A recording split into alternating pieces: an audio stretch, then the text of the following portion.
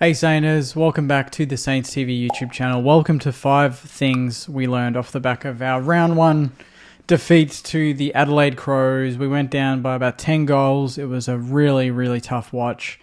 But we're going to get into our 5 things for the first time for the season proper. Thanks to Mornington Peninsula Brewery for being the sponsor of this video. Check out their website, mpbrew.com.au. Okay. This was a hard one to write. It's round 1 and I'm, there feels like round 23. So let's get into it.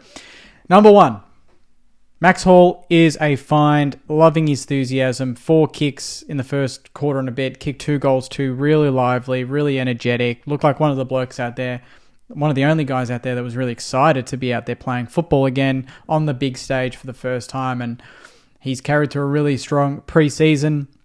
Really good couple of performances in the practice matches as well, and he carried it through into round 1 and absolutely is a lock to play in round 2 against Geelong next week. So Max Hall, a find, really, really enjoying the way he goes about it.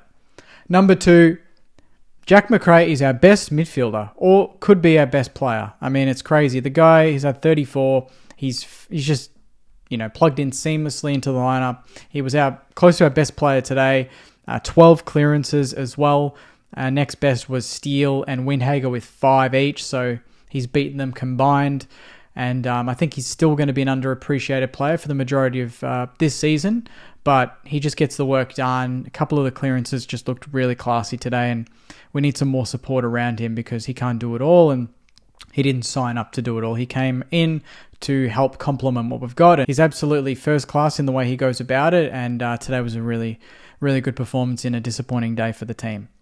Number 3, our best 23 is good enough, but it's never on the damn park. I'm so sick of seeing our best 23s that look excellent with everyone fit, and then I realize, wait, no, 7 of them are out. And that's exactly what today was about. So our depth is clearly not good enough at the moment.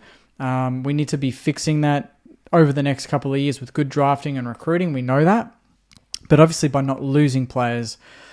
But it is hard going to the Adelaide Oval and seeing the team we've got versus Adelaide, who literally have no one injured. They pretty much could field the strongest team they've ever fielded under Nicks, and it got the job done. So to some people, the result wasn't a shock because of the team we were fielding. But I guess my point is, if we can get our best 23 on the park, fingers crossed, we're going to be a good team. But we just never seem to get them on the park. So hopefully next week we can recoup some of those injuries and get King and Owens and Henry and these players back quick fast and then hopefully we'll start to see exactly what Ross Lyon wants to do with this team, because it must be so frustrating for Ross and the coaches to think we want to establish a game plan, we want to establish a style that we want to play with the players that we've got, but what we're going to do is we're going to try and establish that without the players that we really want in those preferred positions. With King, Howard, Filippo, like Henry, Owens, Sharman, underdone Rowan Marshall. It just makes it so difficult. So our best 23 is good enough, but our depth is not at the moment.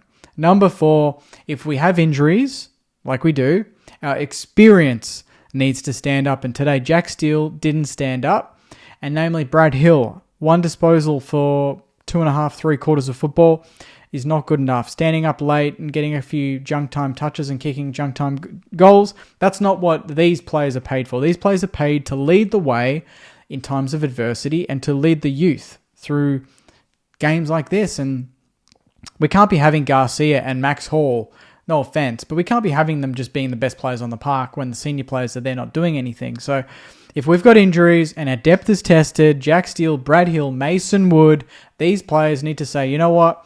It's on us today by our actions and what we're going to do on the football field. But unfortunately, I didn't see that today. And they got to lift next week against a very, very good and seasoned Geelong outfit.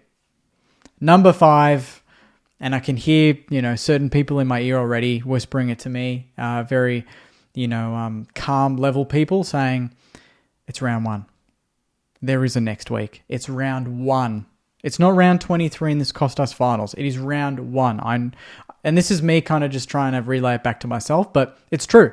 We might get King and Henry and Owens back for next week, and our forward line is looking much more potent. it's amazing what a few inclusions can do.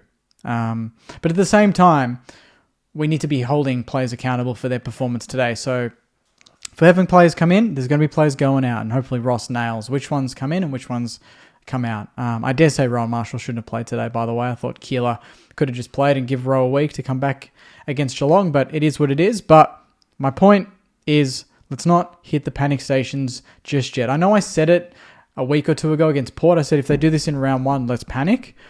But I also expected certain players to be fit for this game, and they weren't. So we weren't at our best. We were certainly not fielding our best team, and we played a team that's fully fit and full of confidence, and that is a recipe for disaster, and that's pretty much what we got. So number 5, it is round 1, but there is next week, and a team that we seem to have good form against at Marvel. So fingers crossed we can get some players back and find some form there. That is the 5 Saners. That is 5 things we learned. Put the 5 things you learned in the comments below. Thanks to Mornington Peninsula. Let's quickly round it out. Number 1, Max Hall is a find. Number 2, Jack McRae is our best midfielder. Number 3, our best 23 is good enough, but it's never on the park. Number 4, if we have injuries, it is on our experience to stand up and lead the way. And number 5, it is round 1. There is next week. I'm glad I'm not saying there's next year, because I would literally throw the laptop out the window if someone said it to me, but there is 23 other weeks to think about this stuff. So let's hope that we can bounce back. Really, really shitty start to the season. I'm not happy at all, but I'm trying to do my absolute best to be level and calm, because I know we can all just, absolutely hit the panic button way too soon. And I've done it before, and I do not want to do it again. So thank you very much, Saners, for watching. If you enjoyed this content, please like, comment, and subscribe. Most importantly, the review is out. The podcast will be out during the week, and a big lead up to the Geelong game. So thanks again. Enjoy your week. And as always, go you mighty Saners. See you guys.